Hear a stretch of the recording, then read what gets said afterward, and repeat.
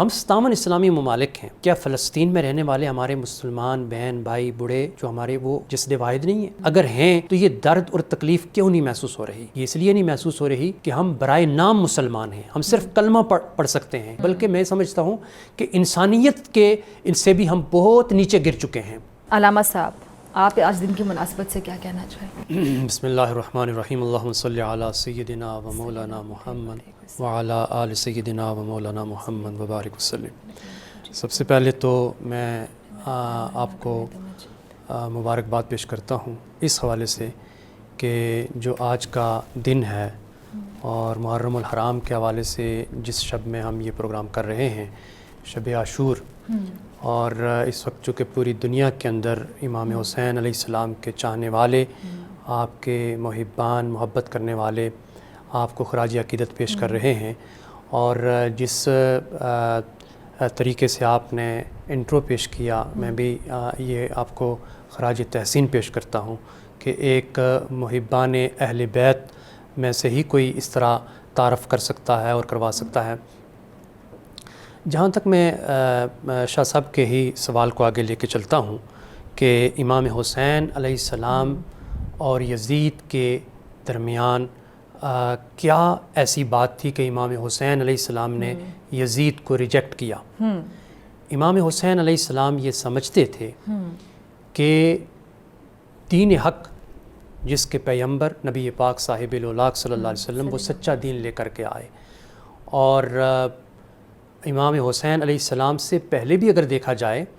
تو یہ حق اور باطل یہ شروع سے چلا آ رہا ہے۔ یعنی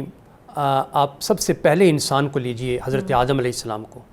تو آدم علیہ السلام سے لے کے تو امام حسین علیہ السلام تک اور پھر آج کی صدی اور قیامت تک حق و باطل باہم دست و گریباں رہیں گے، یہ ٹکراتے رہیں گے،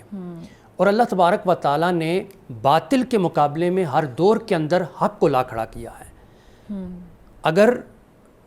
حضرت آدم علیہ السلام کے بعد جتنے انبیاء آئے ہیں، جیسے ابراہیم علیہ السلام کا دور ہے، حق پر ہیں تو نمرود باطل پر ہے،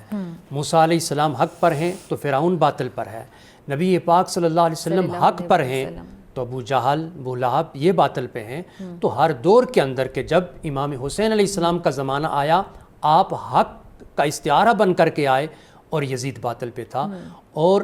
امام حسین علیہ السلام نے حق کی خاطر اور اسلام کی سر بلندی کے لیے امام حسین علیہ السلام نے یہ بتا دیا کہ میرا پاک ہاتھ کسی ایسے ناپاک ہاتھ کے اندر نہیں بیعت کر سکتا ہے، اس لیے کہ یزید جو ہے وہ فاسق تھا، وہ فاجر تھا، وہ بد کردار تھا اور وہ ظالم تھا، اور امام حسین علیہ السلام نے اس کے ظلم کو ریجیکٹ کیا کہ ظالم کے ہاتھ میں میرا ہاتھ نہیں جا سکتا ہے، اور امام حسین علیہ السلام نے یہ ثابت کر دیا کہ اس میں چاہے میری جان جاتی ہے، میرے اقربا کی، اصحاب کی، اہل بیت کی جان جاتی ہے، میں اپنی جان، اپنے اہل بیت کی جان قربان کر سکتا ہوں، لیکن اپنے نانے کے دین پر کوئی داغ اور دبا برداشت نہیں کر سکتا ہوں۔ تو اس وجہ سے امام حسین علیہ السلام نے یزید کی جو بیعت تھی اس کو ریجیکٹ کیا۔ اچھا، اس کے ساتھ ایک اور بات بھی ہے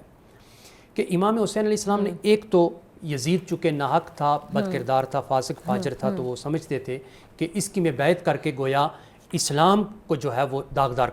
کرنے کے مترادف ہے۔ دوسری بات ایک یہ تھی کہ جو اہل کوفہ ہیں ان کی مولا کائنات علی المرتضیٰ کے ساتھ بڑی محبت تھی، اور وہ جب یزید اپنے اس تخت پر تخت نشین ہوا اور اقتدار اس کو سونپا گیا اور وہ ملا اس کو، تو جو کوفہ کے رہنے والے لوگ ہیں وہ پہلے سے ہی محبان اہل بیت میں تھے، تو انہوں نے یہ سمجھا کہ ہم یزید کی بیعت نہیں کر سکتے، تو امام حسین علیہ السلام کو خطوط لکھے، اور یہ سینکڑوں کی طرح نہیں بلکہ ہزاروں کی تعداد کے اندر خطوط لکھے۔ تو دو باتیں امام حسین علیہ السلام کے پیش نظر تھیں، ایک تو یہ تھی کہ کوفیوں، ان لوگوں نے جو محبان اہل بیت ہیں انہوں نے خط لکھے ہیں، مجھے بلایا ہے کہ ہم جو ہیں وہ یزید کے ہاتھ پر بیعت نہیں کر سکتے، آپ تشریف لائیں، ہم آپ کے ہاتھ پر بیعت کریں گے، اور اگر آپ آج نہیں آتے تو ہم قیامت کے دن اس سے جو ہے وہ مبرہ ہوں گے کہ ہم کہیں گے کہ ہم نے تو حجت تمام کی تھی، امام حسین نہیں آئے تھے. تو امام حسین علیہ السلام کے پیش نظر یہی تھا کہ میں قیامت کے دن اپنے نانا جان کو کیا منہ دکھاؤں گا کہ ان لوگوں نے مجھے بلایا تھا. تو ایک تو یہ اتمام حجت کرنے کے لیے، اور دوسرا یزید فاسق فاجر تھا، آپ نے ریجیکٹ کیا کہ تیرے ہاتھ میں میرا ہاتھ نہیں جا سکتا ہے. ٹھیک ہے علامہ صاحب، جس طرح آپ نے کہا کہ کوفہ میں اہل بیت سے محبت کرنے والے بھی موجود تھے لیکن منافقین بھی موجود تھے، اور کچھ یزید کے مخبر بھی موجود تھے، ہر طرح کے لوگ موجود تھے. اسی طرح میں بھی کچھ واقعات پڑھتی رہتی ہوں، آپ مزید روشنی ڈال سکتے ہیں، ظاہری بات ہے آپ عالم ہیں، آپ اس چیز کو پڑھ چکے ہیں. میں یہ جاننا چاہتی ہوں کہ یزید کے دربار میں بھی سنیں کہ خاتون تھیں جو اہل بیت سے بہت محبت رکھتی تھیں. جب انہوں نے حضرت زینب کو وہاں پہچانا تو اس ٹائم پہ کیا سما تھا جب ان کو پتہ چلا کہ یہ تو حضرت زینب ہے، نبی کی نواسنی ہیں؟ یقیناً اس ٹائم جب ہم یہ پروگرام کر رہے ہیں تو آپ نے ایک ایسا ذکر چھیڑ دیا ہے، اور جس طرح شاہ صاحب سے بھی آپ نے پوچھا، اور بی بی پاک کا جب بھی کوئی ذکر ملتا ہے اور ان کا کوئی نام لیتے ہیں تو ہمیں کربلا جو ہے وہ تازہ ہو جاتی ہے. سوری میں آپ کی بات کاٹ رہی ہوں، مجھے کافی دیر سے پیاس لگ رہی ہے، کوئی دکھاوا نہیں ہے، میرے دل کے جذبات ہیں. سامنے پانی ہے، میرا دل نہیں چاہ رہا پینے کو، میں بار بار اس کو پینا چاہ رہی ہوں، لیکن میں جب اس واقعے کو یاد کر رہی ہوں تو میں اپنی 2 یا 4 منٹ کی یا 1 گھنٹے کی پیاس پہ کنٹرول رکھ کے دیکھنا چاہ رہی ہوں کہ آخر اس ٹائم پہ کیسے کنٹرول کیا گیا ہوگا. دیکھیں کہ یہ لٹا پٹا قافلہ جب کوفہ کی طرف جا رہا تھا، اور کربلا سے امام حسین علیہ السلام کا سر مبارک نیزے کے اوپر ہے، اور میں یوں ضرور کہوں گا کہ امام حسین علیہ السلام کا سر نگو نہیں ہوا. امام حسین علیہ السلام کا سر اس قافلے میں نیزے کے اوپر بھی قیادت کرتا جا رہا ہے اور سب سے آگے ہے. اور یہ لوٹا پوٹا قافلہ جس میں خواتین بھی تھیں اور رسیوں سے جکڑی ہوئیں اور بہت برے حالت کے اور کیفیت کے اندر تھیں. تو یہ ہمیں بہت ساری تاریخ کے اندر ایک بات ملتی ہے کہ شام کا بازار تھا یا سوق حمیدیہ، یہ جو بازار تھا اس بازار سے یہ قافلہ گزر رہا تھا، اور یزیدیوں نے وہاں پر اعلان کر رکھا تھا کہ حکومت وقت کو اور امیر کے خلاف جو ہے نا کچھ باغیوں نے بغاوت کی ہے، تو یہ کٹے ہوئے سر ان باغیوں کے ہیں. تو لوگوں نے جب سنا تو وہ گھروں کی چھتوں کے اوپر آ گئے، وسیلوں کے اوپر کھڑے ہو گئے کہ ہم دیکھیں تو صحیح باغی کون ہیں. تو وہ جب جا رہے تھے تو پیچھے ایک بوڑھی اماں وہاں سے نکلیں اور ان کے کانوں میں یہ بات پڑی کہ باغی ہیں اور قیدی ہیں.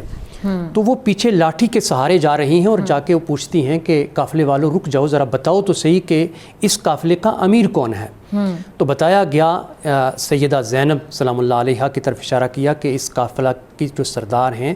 جو اس کو لیڈ کر رہی ہیں، وہ یہ خاتون ہیں. تو خاتون سے پوچھا کہ اس مائی نے پوچھا کہ میں آپ کی کیا خدمت کر سکتی ہوں. اور پھر مائی نے ایک گٹھڑی جو ہے وہ کھولی اور اس میں خشک روٹیاں تھیں. تو وہ جب پیش کیں تو سیدہ زینب سلام اللہ علیہا کی چیخ نکل گئی اور پوچھنے لگی کہ جب ہر طرف ہمارا مخالفین بہت زیادہ ہیں تو آپ ہیں جو یہاں پر ہماری جو ہے وہ اس کھانے سے اور روٹی سے جو ہے نا وہ ہمیں پیش کر رہی ہیں. تو اس مائی نے کہا کہ میں آپ کو کیا بتاؤں، مجھے نہیں پتہ آپ لوگ کون ہیں. میں جب مدینہ پاک کے اندر تھی تو میں اس خاتون جنت کی کنیز رہی ہوں، اور جب وہ دنیا سے رخصت ہو رہی تھی تو میں نے ان سے یہ کہا تھا کہ مجھے یہ بتائیں کہ میں زندگی کے اندر کیا کروں. تو انہوں نے فرمایا تھا کہ اے میری کنیز، اگر زندگی کے اندر کہیں قیدی نظر آئیں تو ان کو کچھ کھانا پیش کرنا. تو فرماتی ہیں کہ میں ان کے پاس تھی تو بس یہ آج سمجھا کہ میری زندگی چونکہ تمام ہونے والی ہے تو میں یہ قیدی، مجھے بتایا گیا کہ یہ قیدی ہیں تو میں کھانا اس لیے پیش کر رہی ہوں.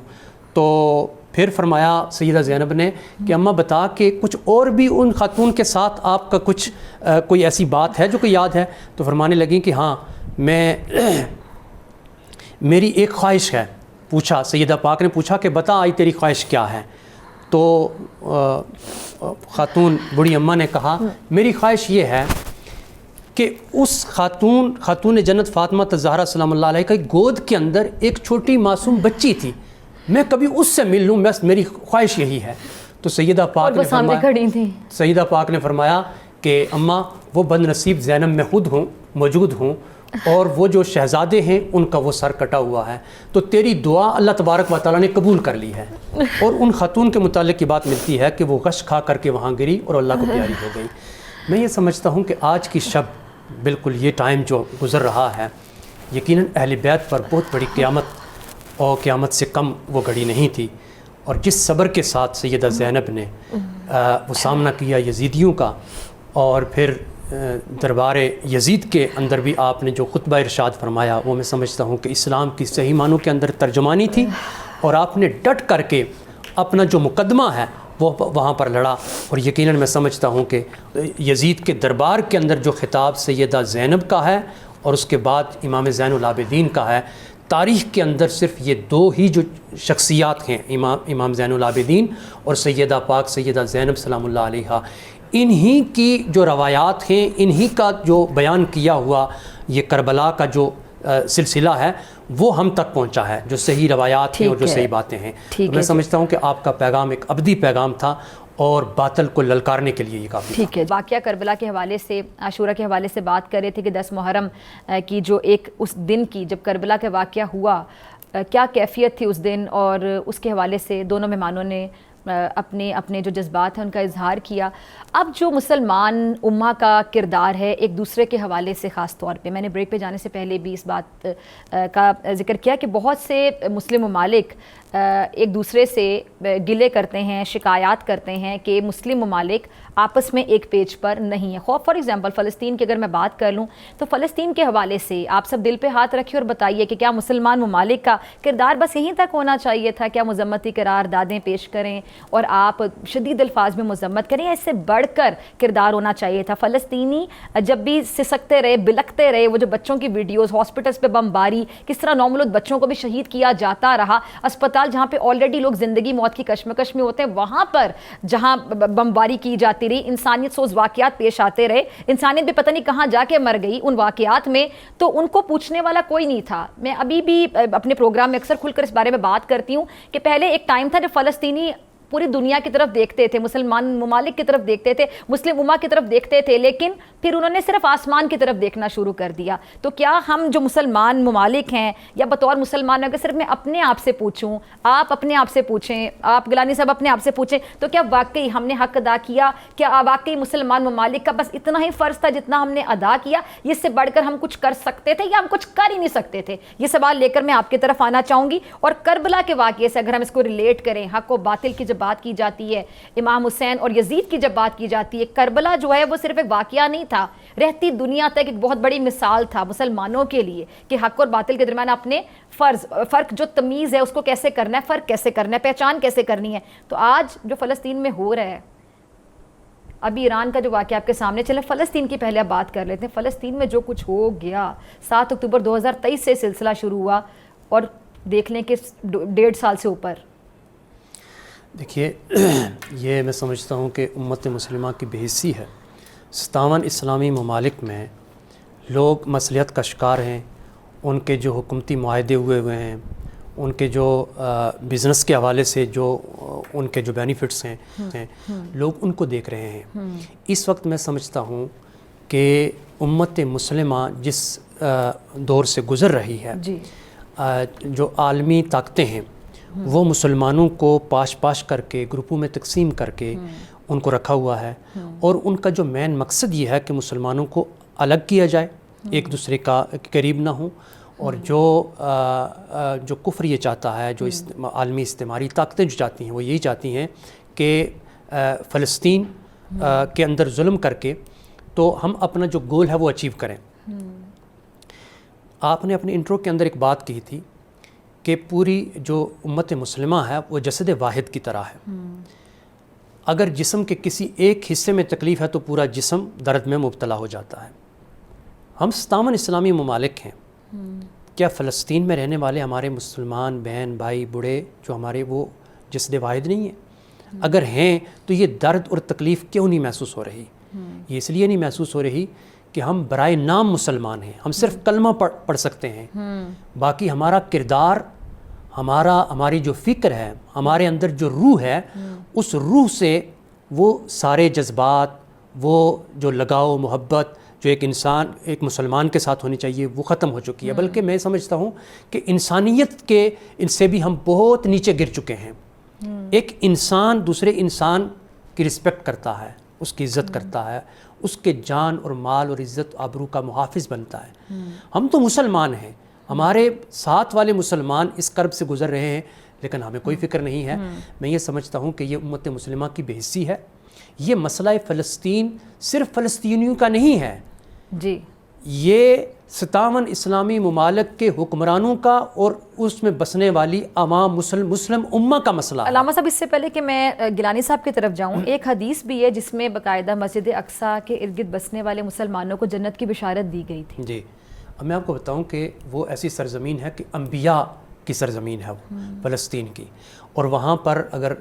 قرآن کے اندر ہم دیکھیں تو اللہ تبارک و تعالیٰ نے جب نبی پاک صلی اللہ علیہ وسلم معراج پہ تشریف لے گئے تو اس کا ذکر کیا، مسجد حرام سے مسجد اقصیٰ تک، الذی بارکنا حولہ لنریہ من آیاتنا، کہ وہ جگہ، وہ بیت المقدس، وہ مسجد اقصیٰ کہ جس کے ارد گرد ہم نے نشانیاں رکھی ہیں اور برکت ہی رکھ دی ہے۔ وہ برکت کیا ہے؟ اس کے ارد گرد انبیاء وہاں پر مدفون ہیں اور وہاں پر اللہ تبارک و تعالیٰ کی نشانیاں موجود ہیں،